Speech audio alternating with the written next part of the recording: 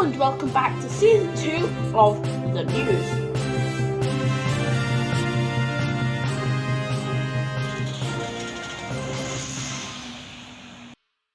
Snow and flooding blocks Highland railway lines. Major weather disruption has meant the railways across the Highlands have been closed. Met Office yellow warnings have been shown to ensure people that they know when the weather in their local area is here, so snow, ice and flooding. Snow ploughs like these have been used to clear the 6-foot deep patches of snow, and a Class 37 has been used to clear the smaller 1-foot deep patches. Far North Line still blocked south of Georgemas Junction in Caithness. Drifting snow was continuing to cause major destruction to Highland railway lines, despite the arrival of milder air across the region. ScotRail has expected services to be disrupted, and yes, they have been disrupted. Class 158, number 158710, is the only Class 158 in Caithness at the time of recording. Because of the trains that can't get through from Inverness Depot, this is the only train which has left the northern stretch of the Far North Line, working between Wick and Thurso on the 17th and the 16th of February. And here is a very snowy scene on the Kyle of Lacouche line. So yeah, a very interesting story there, as you can see. And now for a sad but well-deserved story about the Freightliner Class 86s. Since the last one ran on the 16th of February 2021. All of Freightliner's Class 86 locomotives are now stored. 86632 was the last one to work for the company.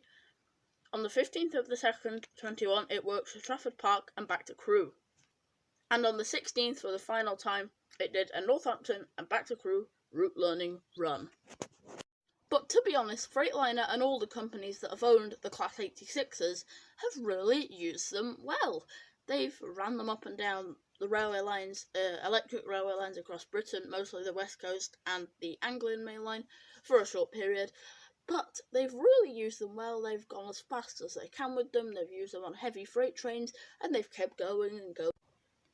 Freightliner ran a strong fleet of 16 Class 86 locomotives, numbered between 86-604, 86-605, 607, 608, 609, 610, 612, 613, 614, 622, 627, 628, 632, 634, 86, 638, and 86, 639.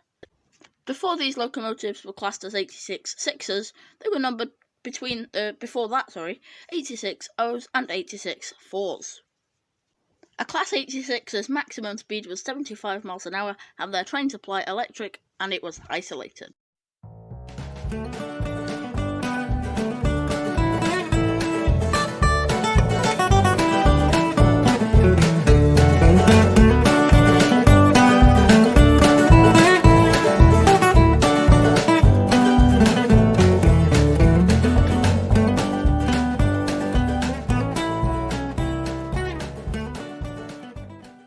So yeah, there we go. The Class 86s are done and dusted, finally.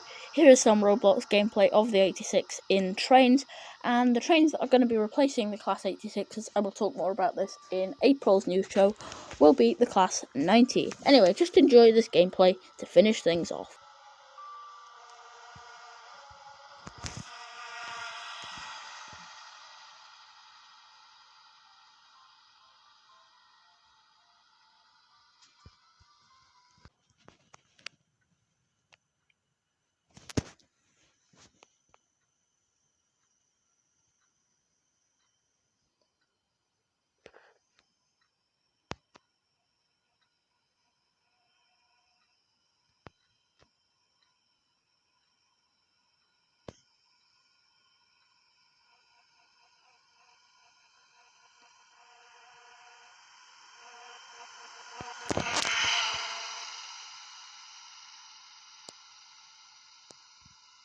So now for a story about EMR's Class 43 HSTs. So as you may or may not know, EMR, the railway company, are retiring their Class 43 HST sets in May of 2021. The original EMR HST set, so 43043, which was the first East Midlands Trains Class 43, and the last one was 43089, which, as I said, was the last one in the bunch. Anyway, the last EMR VP185 engined HST passenger service ran on the 11th of December, so one day before my birthday, in 2020. And top and tailing that train was 43047 at the front and 43049 at the rear. So from then, after the 11th, they used the old LNER stock with their coaches because they had disabled toilets because they've been refurbished beforehand, whereas the EMR coaches didn't have disabled toilets. Now let's move on to the story about the InterCity EMR Class 43 HST. Photo here. Look, see it. Get it? Okay, get it. EMR and the rolling stock leasing company Porterbrook, which owns the vehicles, are commemorating the retirement of the InterCity 125 by painting the power car 43302 into InterCity Swallow livery and reinstating its original number 43102. The power car will go to the National Railway Museum in York. The museum is already in possession of power car 43002 named Sir Kenneth Grange. This particular power car broke the InterCity world speed record in November 1987, reaching 148.5, that 0.5 counts, miles per hour between Northallerton and York on a test run. It bore the InterCity Swallow livery and number 43102 when it broke this record. EMR is retiring its HST fleet in order to introduce new rolling stock for May 2021's timetable change. But don't worry, because other operators still run the 43s with Mark III coaches, including Great Western Railway Castle sets, Cross Countries, HSTs, and ScotRail InterCity 7 trains.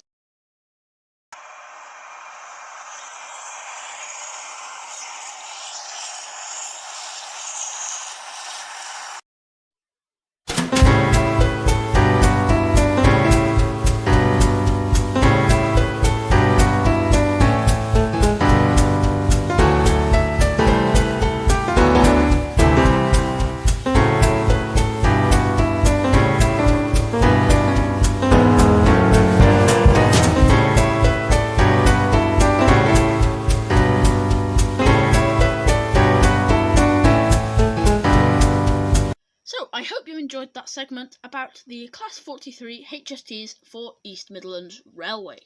Okay, next story. The second locomotive at Doncaster's new museum and art gallery. LNER V2 number 4771 Green Arrow has arrived back in Doncaster for the new Dagenham Gallery and Museum, nearly 75 years since it left Doncaster Works.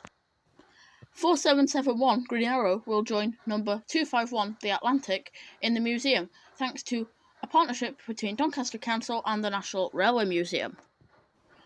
The Heritage Centre will be a must-see exhibition when it opens later in 2021, with 2 steam locomotives and artefacts from the Doncaster Grammar School Railway Collection. Both 251 and 4771 will remain part of the National Collection and have been loaned to the new museum on an initial 3-year deal.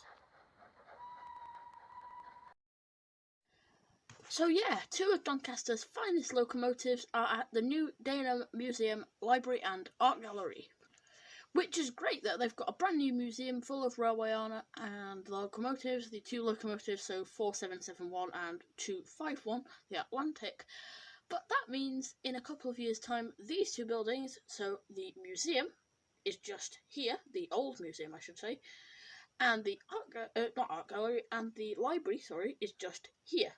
Yep, they're beautiful 1960s buildings, which probably will be just knocked down and derelict, which really will be sad, and it will not brighten the area, but probably make it more dull than it actually is.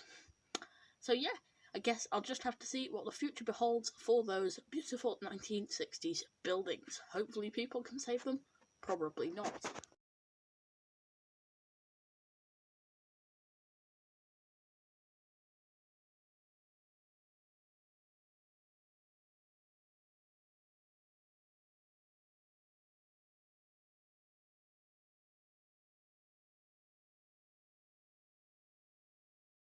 Not just Britain's most famous locomotive, but the world's most famous locomotive turns 98. So that means only 2 years till it is 100.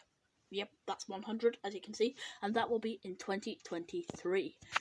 Okay, let's just have a little bit of information about what the Flying Scotsman is, if you don't know already. our Class A3 4472 Flying Scotsman is a 462 Pacific steam locomotive built in 1923 for the London and North Eastern Railway at Doncaster Works to a design of Sir Nigel Gresley. The locomotive was withdrawn on the 15th of January 1963 and is the only class of its type in preservation to this day.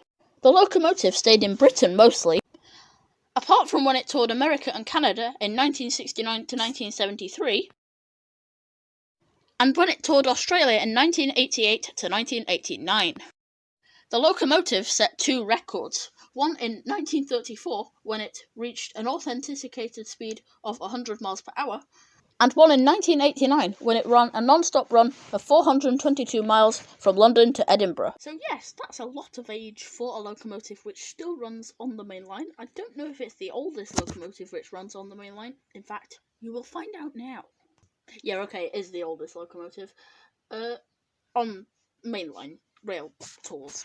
Anyway, as I was saying, it is the oldest locomotive, and yeah. Anyway, next story, very interesting.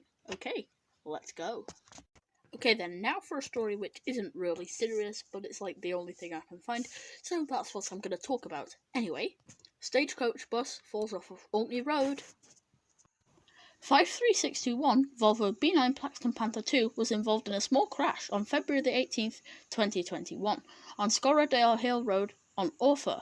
Emergency services attended the scene and the driver and one passenger on board were taken to the nearest hospital to be treated but were okay and sent home later during the day. The bus seems to be back working again after its small repairs in Thurso. So now you know what happened on that day of when the tragedy happened, when the bus simply just drove along into the ditch. Okay, everyone's fine, and that means we can move on to the next story, and we don't have to waffle on about it for 3 minutes. Okay, great. So yeah, thanks for watching this episode of the news.